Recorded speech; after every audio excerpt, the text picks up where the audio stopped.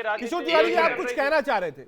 ये जो महाराष्ट्र, 10 सेकंड में कंप्लीट करूंगा। आ रहा हूं, एक मिनट आ रहा हूं, पूरा समय दिया। ठीक एक बार किशोर तिवारी, आ रहा हूं, आप ही के पास आऊंगा, बीजेपी की तरफ से आप ही प्रवक्ता हैं। किशोर तिवारी जी, क्या एक लिटमस टेस्ट होगा ये जो आने वाले राज्य हैं, जो उनके चुनाव हैं, खासतौर से महाराष्ट्र, झारखंड और हरियाणा, पहले लोकसभा के चुनाव, फिर बाय इलेक्शंस, लोकसभा में भी अगर ये कहा जाए कि सरकार बीजेपी ने बनाई, लेकिन हाँ, इंडिया अलायंस ने सोच से ज्यादा प्रदर्शन किया, कहना बिल्कुल गलत नहीं होगा।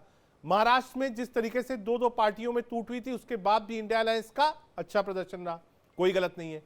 तो क्या ये जो छोटी छोटी चीजें आ रही हैं, ये एक उसके बाद एक लिटमस टेस्ट में कन्वर्ट होंगी जब विधानसभा के 3 राज्यों में चुनाव होंगे, और क्या उसका इंपैक्ट केंद्र की सरकार पर पड़ेगा, ये आप मानते हैं, या फिर आपको लगता है कि नहीं साहब, केंद्र के चुनाव अलग है और राज्यों के चुनाव अलग है, एनडीए को कोई फर्क नहीं पड़ेगा, सरकार चलती रहेगी?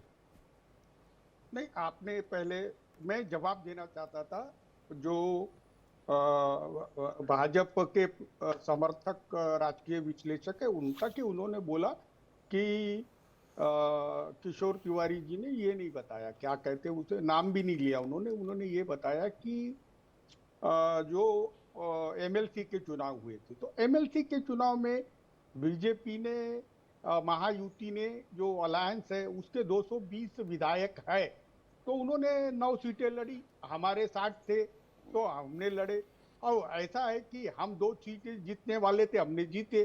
अब 4-5 जो अशोक चौहान के, बाबा सिद्दीकी के, कांग्रेस के विधायक थे जिनके नेता बीजेपी में चले गए, वो लोग भी बीजेपी के साथ मिल गए। लेकिन एमएलसी का चुनाव या एमएलए के थ्रू हुआ था, मुझे यही बोलना था, और ये चुनाव जो आम चुनाव हो।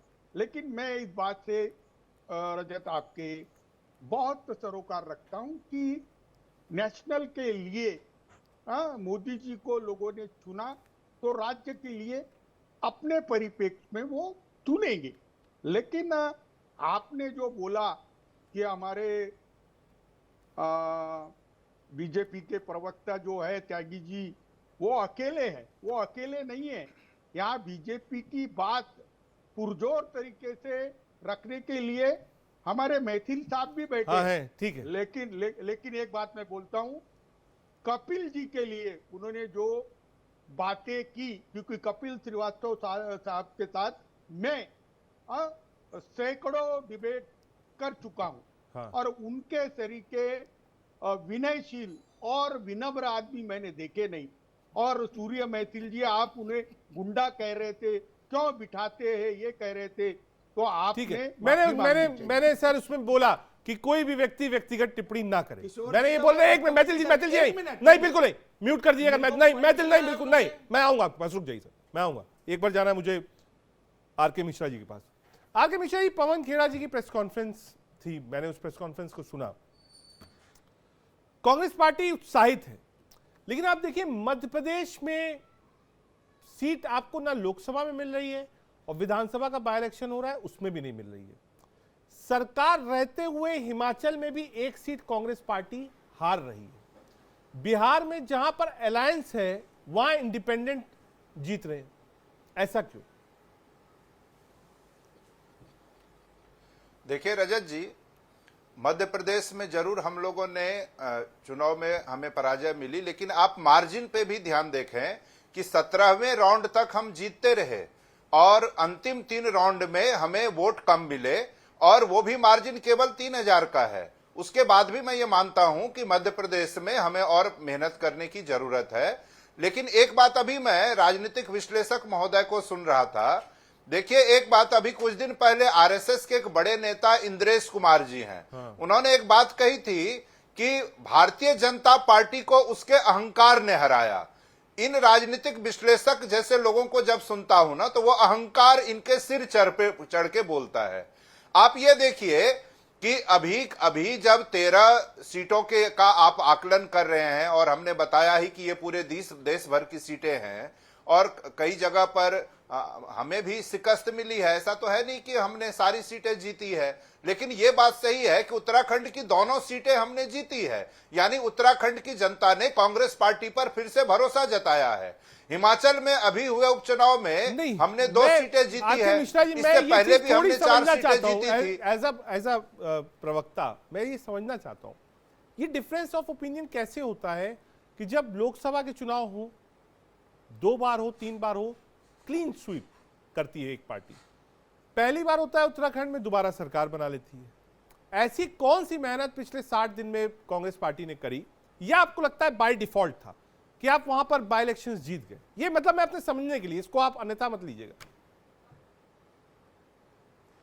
देखिए रजत जी, अभी जो पार्लियामेंट का सत्र हुआ, उस संसद सत्र में आपने देखा होगा कि जिस तरह से एक एक मुद्दा नेता प्रतिपक्ष आदरणीय श्री राहुल गांधी जी ने उठाया, देश की तरफ से उनको समर्थन मिला है, हर मुद्दे पर समर्थन मिला है, चाहे अग्निवीर का मुद्दा हो, और सरकार भी बाध्य हुई उस पर कदम उठाने के लिए। अग्निवीर का मुद्दा हो, बेरोजगारी का मुद्दा हो, नीट जैसे परीक्षाओं में जिस तरह से धांधली करवाई जा रही है उसका मुद्दा हो, और जिसमें आप देखिए कि पूरे देश भर से गिरफ्तारियां हुई, 7 राज्यों में उसका नेटवर्क फैला रहा, उसमें भारत के शिक्षा मंत्री पहले ही दिन कैमरे पर आकर क्या कहते हैं कि इसमें कोई गड़बड़ी नहीं हुई। तो इन लोगों को क्लीन चिट देने की आदत है। तो ये ऐसे मुद्दे रहे, महंगाई का मुद्दा हो, बेरोजगारी का मुद्दा हो, किसानों का मुद्दा हो, या नीट जैसी परीक्षाओं का मुद्दा हो, हमारे आदरणीय नेता आदरणीय राहुल गांधी जी ने संसद में जोर शोर से उठाया और देश की जनता ने उसका समर्थन किया। तो मुझे लगता है कि अब परिवर्तन की बयार बहनी शुरू हुई है, और कांग्रेस के लिए आने वाले दिन अच्छे होंगे और देश के लिए भी अच्छे होंगे। ये जो अघोषित तानाशाही का दौर है 10 साल में, वो दौर भी खत्म होगा। और क्योंकि उन्होंने भाजपा पर आरोप लगाया है, कभी जिसके बाद आपके पास ना, एक बार मुकेश त्यागी 30 सेकंड में एक बार रिप्लाई कर दीजिए। कहा जो भय है और जो अहंकार है वो बीजेपी को पीछे ले जा रहा है। देखिए कांग्रेस, मैं यही कह रहा हूं कि कांग्रेस जो है अभी भी परिपक्वता नहीं आई है कांग्रेस पार्टी के अंदर। भले उनको आंशिक रूप से थोड़ी सी सफलता प्राप्त हुई हो, जिसको लेकर के ये अपनी आंशिक असफलता को सफलता में परिवर्तित करने की कोशिश कर रहे हैं। इनको एक नई ऑक्सीजन मिली है, इसमें कोई दो राय नहीं। लेकिन आप ये देखिए कि हिमाचल प्रदेश में ही जीत रहे हैं, लेकिन वहां पे 4 की 4 सीट भारतीय जनता पार्टी ने क्यों निकाल ली? तो आप ये अभी तक समीकरण मत लगा करके मत बैठिए कि ये किसी प्रकार का प्रतिबिंब है मोदी जी की पॉपुलैरिटी या लोकप्रियता पे। हमारी स्थिति बहुत मजबूत है और चुनौतियां हमको बहुत पसंद है। आप जितना हमको चुनौती देंगे हम उतने ही स्ट्रॉन्ग होते चले जाएंगे। इस गलती में मत रहिए कि आपने जो बाईपोल में कुछ इलेक्शन जीते हैं, महाराष्ट्र में हमने एमएलसी वाले इलेक्शन जीते हैं। मुझे ये बताइए महाराष्ट्र में हमारी स्थिति एमएलसी में कितनी अच्छी हुई है। तो इस प्रकार के अरल गरल बयान लेकर के आप बोल रहे हैं। एक बार रिप्लाई कर दीजिए, फिर मुझे आगे चलना है। हाँ रजत जी, केवल मैं ये जोड़ना चाह रहा था कि अभी 13 में से 2 सीटें भारतीय जनता पार्टी को जो मिली है, जरा उसका भी मार्जिन देख लीजिए। उत्तराखंड में तो नहीं ही जीते, लेकिन जहां जीते उस पर मैं बात कर रहा हूं। हिमाचल में 1500 वोट से जीते और मध्य प्रदेश में 3000 वोट से जीते। तो मार्जिन पे भी जरा ध्यान दे लें। तो इसीलिए भारतीय जनता पार्टी और तो उनके समर्थकों का जो ये अहंकारपूर्ण उनकी प्रतिक्रिया है, उससे सहमति नहीं दिखाई जा सकती। नहीं, जब सिक्कू जी की सरकार आई थी तो आपके कितने मार्जिन से जीते थे, जरा उसका भी विश्लेषण कर दीजिए। बहुत हल्के मार्जिन से हिमाचल प्रदेश के अंदर बहुत ही हल्के विश्लेषण उस मार्जिन से जीते जाते हैं। तो ये कहना कि साहब आप इनको लेकर देखिए, महाराष्ट्र में भारतीय जनता पार्टी ने जिस तरह से तोड़फोड़ की, महाराष्ट्र की जनता ने आ रहा हूं एक बार कपिश श्रीवास्तव जी के पास आ रहा हूं सर, आ रहा हूं एक बार कपिश जी के पास। कपिश जी ये अब सिखाया आ रहा हूं, मिश्रा जी आ रहा हूं, एक मिनट रुकिएगा प्लीज आ रहा हूं एक बार।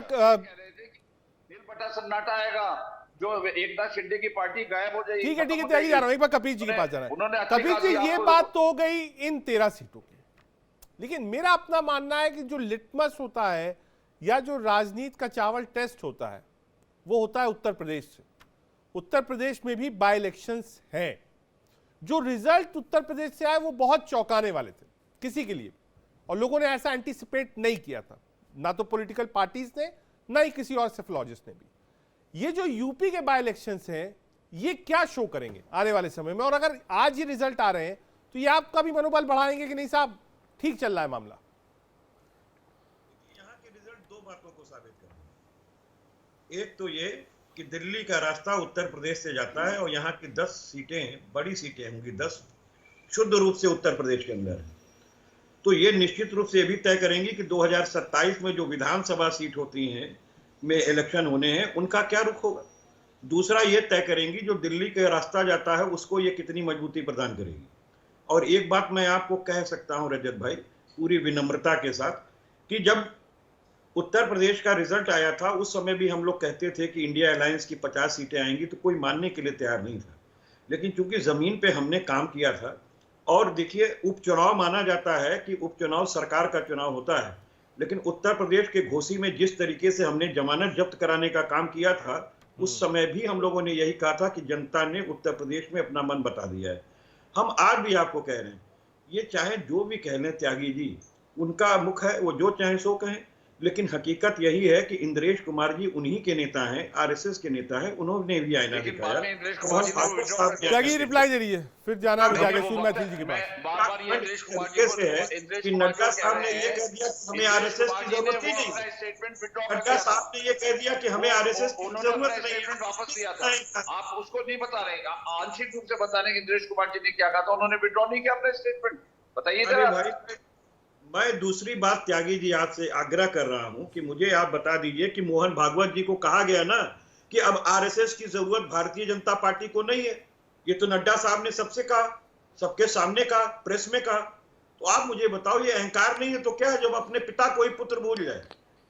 ये हकीकत मानो, बिना आरएसएस के आप कभी एक चुनाव नहीं जीत सकते। ठीक है, आ रहा हूं एक बात सूर्य मैथिल जी को जोड़ लें। मैथिल साहब, ये बाय इलेक्शन था, ठीक है, लोगों की अपनी नाराजगी होती, कुछ होती है, लेकिन इससे एक उत्साह मिलता है और राजनीतिक तौर पर इंडिया अलायंस को कहने के लिए रहेगा कि नहीं साहब देख लीजिए, हमने लोकसभा चुनाव में भी पिछली बार से अपनी सीटों को डबल कर लिया, कांग्रेस पार्टी खास तौर से कहा मुद्दों के आधार पर चुनाव लड़े, यूपी जो आपका सबसे स्ट्रॉन्गेस्ट बेस था वहां पर आपको डेंट किया है, सीधा सीधा डेंट किया है उत्तर प्रदेश में।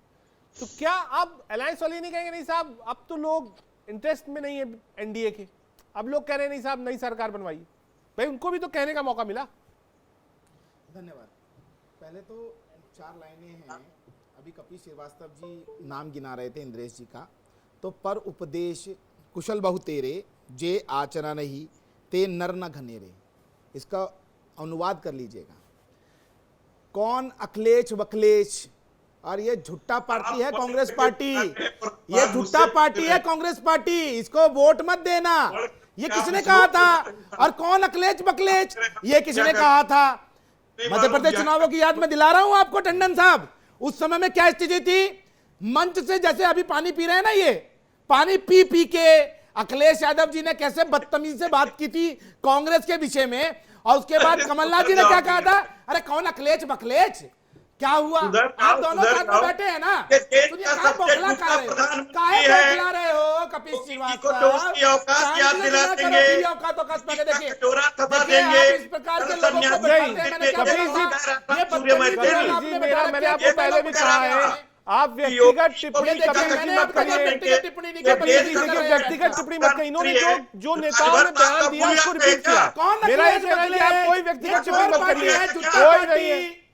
दोनों ने आपस में एक्सचेंज किया था ना, और फिर दोनों हम राजभर साहब को भूल गए। सुनिए चिल्लाइए मत, शांति सुनिए। और टंडन साहब, आपने उड़ीसा के विषय में क्या आपने जिक्र किया, जहां उड़ीसा में भारतीय जनता पार्टी ने क्लीन स्वीप किया था, मैं भीख का कटोरा थमा दूंगा, आपने चल सन्यासी मंदिर में, उदाहरण दिया। ये डायलॉग भूल गई आप? क्या आंध्र प्रदेश का ये उदाहरण दिया? डायलॉग भूल गए कि उनके भारतीय जनता पार्टी ने जिस प्रकार हो रहे हैं जो और आप दुनिया की राजनीति ढूंढ रहे हैं, साउथ अखिलेश और राहुल जी में कोई वैमनस्यता पैदा हुई है ये बताइए?